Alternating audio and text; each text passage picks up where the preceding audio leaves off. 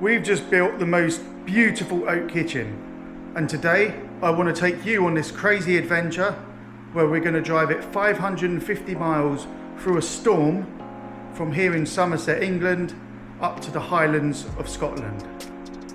Then we're going to take it across the water on a raft. We're going to install it to the highest of standards and then drive all the way back again, hopefully not through a storm.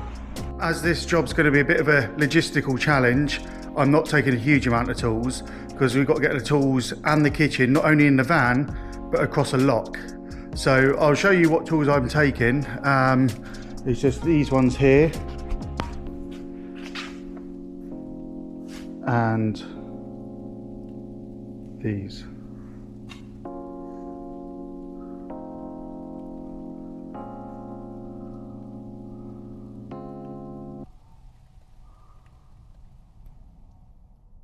Storm Bram has been named and is set to bring strong, damaging gusts of wind in excess of 90 miles per hour to some areas, as well as further heavy rainfall on already saturated ground.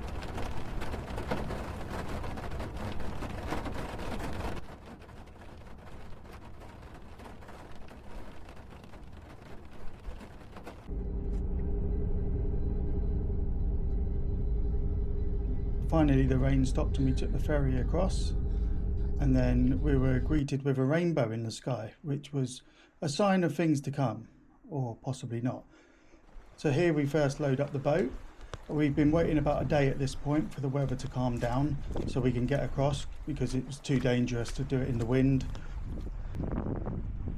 Here's Sasha here, loving life, probably thinking to himself, what am I doing here? That's a lot of money's worth of kitchen and tools we're carrying, so we don't want to lose that at the bottom of the lock. And we're off across the lock, saying our goodbyes, although we will be seeing them at the other side.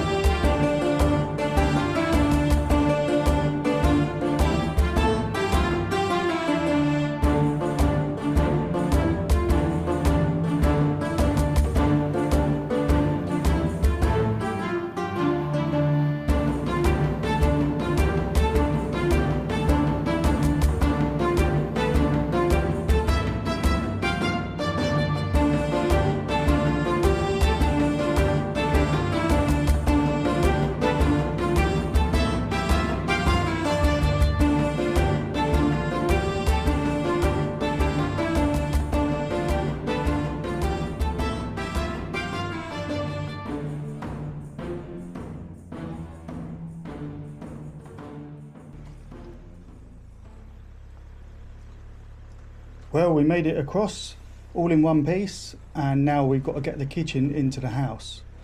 Unfortunately, at this point it started raining. It got dark very quickly, so we've got to be as quick as we can to get this kitchen into the house. Fortunately, there's a telehandler here, so we can load the kitchen onto that rather than carrying it quite a long way in the rain.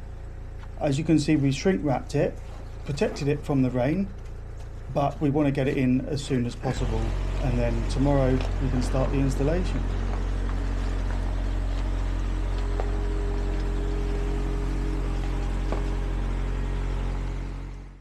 Good morning on this beautiful day near the lock, as you can see here.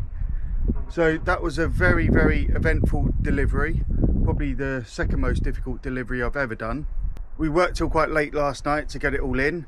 We got it in the house and then we unwrapped it because it was raining. The shrink wrap got a bit wet and we didn't want any moisture getting into the wooden kitchen. So we've unwrapped it all, and this morning we're going to start installing it. We're going to start on the kitchen first, get that pretty much up to where it needs to be, and then we're going to jump in and do the utility room. As we were a bit restricted on time, I thought I'd do a time lapse and talk to you exactly about what we're doing. So we leveled the units up on packers, and then what we need to do is cut all the legs down to scribe them down to the floor. so then they all sit on the floor nice and level. Then what we do is we tip the unit upside down, chamfer the edges of the legs and cover them in Osmo hard wax oil to protect them from water.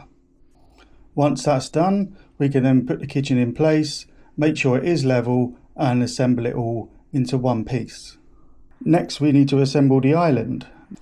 These have been glued in with polyurethane glue, making sure they're straight, and then we also scribe these down the same as we did with the kitchen units. The next morning here, we're just fitting all the handles to all the drawers and the doors, and I've got to cut in some electrical boxes for electric sockets in the island here.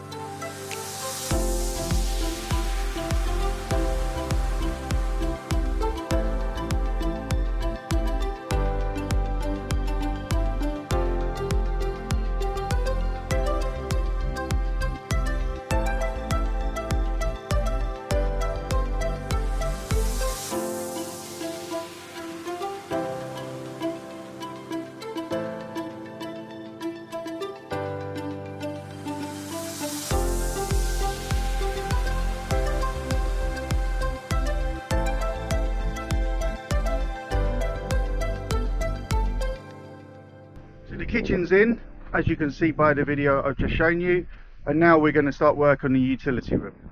The utility room is just repeating the process all over again, levelling everything, cutting it down to the floor and to the walls, oiling the bottom of the feet and then installing it. Unfortunately the worktops for this job, as they were being made in France, they haven't arrived yet, so we won't be fitting those ourselves, which means we're almost done. This is probably one of my most favourite projects I've ever done. The only regret I have is that I didn't get enough footage on the camera for this. I wish I got more videos and more pictures to make greater content, and also for something that I can keep forever. I have, however, taken a few photos, so I'm going to share them with you now. And if you've enjoyed this video and you're watching on YouTube, then please feel free to subscribe to this channel. Hopefully the videos will get better and also the projects will get even bigger. I'm going to go now. It's Christmas time. It's the first break I've had in about 2 years. So Merry Christmas everyone, Happy New Year, and I'll see you again.